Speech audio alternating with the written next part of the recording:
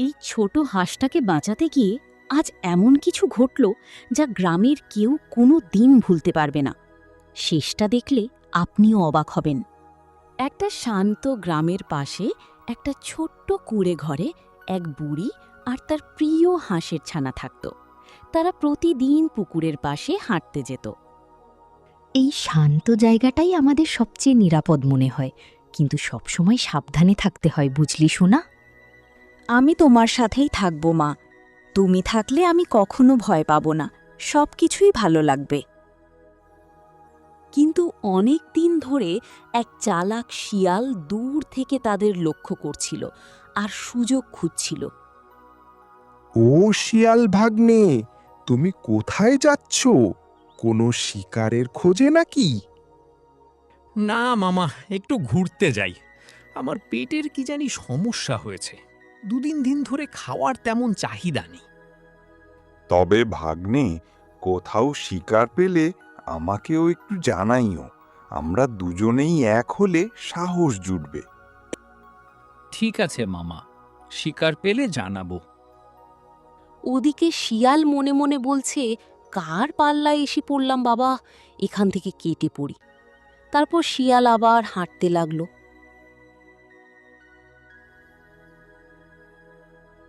এই হাঁসটা বেশ সুস্থ আর মোটা দেখাচ্ছে। একটু সময় পেলেই আমি এটাকে সহজেই নিয়ে যেতে পারবো, কেউ টেরও পাবে না। পরের দিনও সবকিছু স্বাভাবিক মনে হচ্ছিল, কিন্তু বিপদটা আস্তে আস্তে কাছে চলে আসছিল। মা, আজকে কেন জানি আমার মনটা অদ্ভুত লাগছে। মনে হচ্ছে কিছু একটা হতে যাচ্ছে।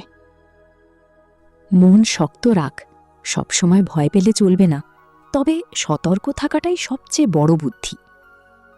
রাত গভীর হলে চারপাশ নিস্তব্ধ হয়ে গেল, আর তখনই শিয়াল ধীরে ধীরে এগিয়ে এলো।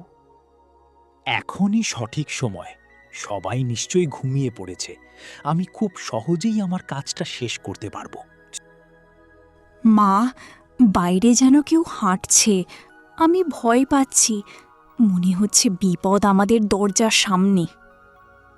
ঠিক তখনই বুড়ি একটা অসাধারণ বুদ্ধি খাটালো। এই যে, সবাই শুনে রাখো, আজ রাতে যদি শিয়াল আসে, আমরা সবাই মিলে তাকে ধরে ফেলব। কেউ যেন প্রস্তুত থাকতে ভুল না করো। এত মানুষের আওয়াজ! আমি তো ভেবেছিলাম এখানে শুধু দুজন থাকে।